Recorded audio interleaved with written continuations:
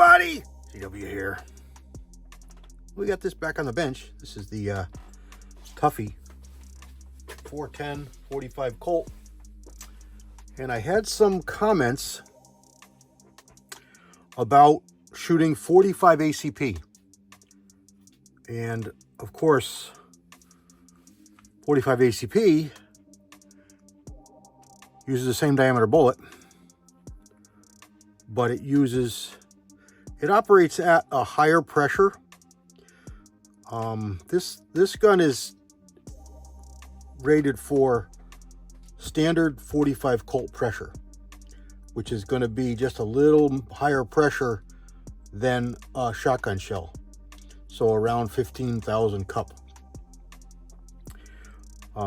45 auto operates up in the 20,000 psi range. Now the 45 Colt / long Colt Ruger level loads are 21, 23, 20,000 psi, and they're not supposed to be safe in here. I don't know. I'm not going to say do it and don't do it. I'm probably not going to do it. I'm definitely not going to do it as a regular thing. There's no reason for it, really. Honestly, this a 45 Colt, 255 grain 45 Colt loaded to about 900 is going to be at the top level or near it for the pressure levels to be safe in old Colts. And frankly, that's substantial power. That's really going to do everything you need from that cartridge handgun, within close range. Also, this longer barrel may not be an advantage velocity wise. We're still having to get out in the range with this. It may not be an advantage velocity wise at these lower pressures.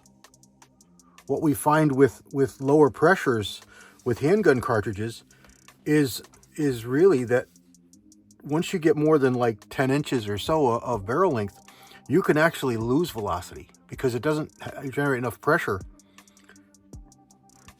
or the pressure, the powder is all used up in the barrel, so the friction of the barrel pushing the bullet down the barrel can overcome the rapidly expanding gases that you're igniting with your primer.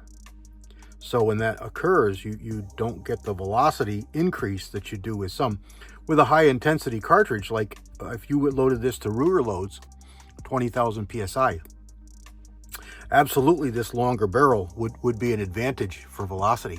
You would see higher velocity in a Ruger level load. Let's say you have a 7.5 inch Blackhawk loaded up with a Ruger level load, which would be, let's say, I don't know, say 1,200, 1,150 feet per second for a 250 grain bullet, with a 7.5 inch barrel. You would probably see another 100, 150 feet per second, maybe 200 feet per second out of this longer barrel. But again, the manufacturer doesn't recommend the heavy loads. And remember, this is a plastic sheathed receiver. I'm sure there's metal in here on the inside.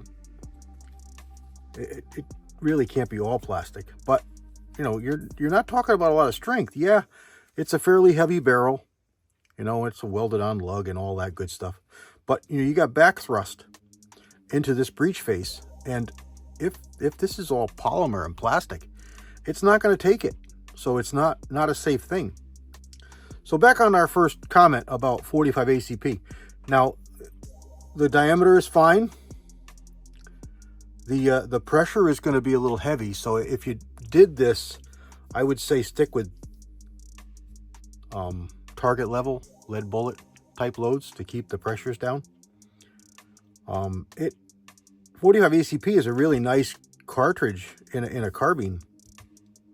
The ability to use it here would be great, but the problem is it's got no rim on it. So when you put it in the chamber, it goes right in. The whole case goes right in. It goes right in. Now we got it stuck in there. I got to push a rod down to get it out. But it won't work because there's nothing there. Oh, there it is right there. There's nothing there to get it to be able to withstand the firearm pin hitting it. That's right there sitting there. The extractor's holding it.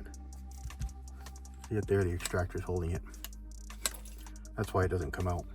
All right, let me get this out. It just was hitting the flat end of the case was just hitting on the extractor. That's why it wouldn't come out. But, so, you know, somebody made a comment, and it's something that I want to try on the range, and that is to add an O-ring. Now, this is an 8mm by 2mm, so it's 2mm around, 8mm diameter O-ring. And what you do is you just snap it on over top of the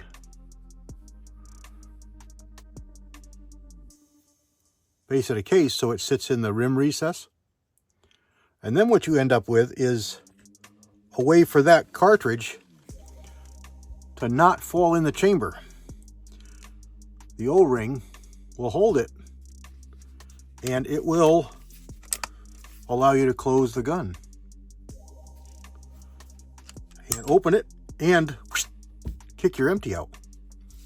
So as long as you can get your empties back, you're going to have the O-rings, but you can pick these up on Amazon for about, I don't know, 7 beans for 50 of them. It's enough for a survival situation. And they will come off. I don't know how they're going to hold up with fire rings, but they will work. Now we're in the house here, so I'm not going to fire off a primer, but it will work. It's held in there. It's held in there very well. You close the gun and it snaps closed, fully closed, no problem. And like I said, you just saw it open up, and you see it's held there just fine. Snaps right out. So again, I'm not going to condone it. I'm just telling you, on the survival situation, this is a survival rifle. I'm sure you can get away with it. I'll load up some really light loads so I know my pressures aren't high. Bring them to the range and we'll try them in an upcoming video. Really like this setup, really like this laser light system that I've got on here. We've got a laser over here and a light over here, and because the stock is so short on this, you can't really shoulder it. Yeah, of course you can shoulder it, but it's like, it's so short, it kind of feels funny, and it feels better. Just see what my forearm is. I mean, usually when you check the length of a rifle, you know, you want to be on the trigger, and the butt will come in here somewhere into your crotch of your arm, just shy of the crotch of your forearm, and it'll be about the right length for you. So this one here is, it's quite short. It aids a lot in the handiness of the gun, the overall length, but it's not great for a shoulder fired firearm, which is why I went with the laser, because like this, you've got a pistol grip. You don't need to shoulder fire it. You just put the laser on and you cover up whatever you want to hit with that laser and you squeeze the trigger. So that's why, you know, that's why my thinking was this will be an awesome setup. Again, you know, we went over this in the video, but it's rechargeable. There's the recharging port, and it uses the new style S charging port. I really like it. I would like to have some kind of a shoulder fired, shoulder visible sighting system on here if I needed it, but this works. So let's look at it on the range next chance we have. Got a range day coming up pretty soon. We'll try it out. There we go. God bless. CW out.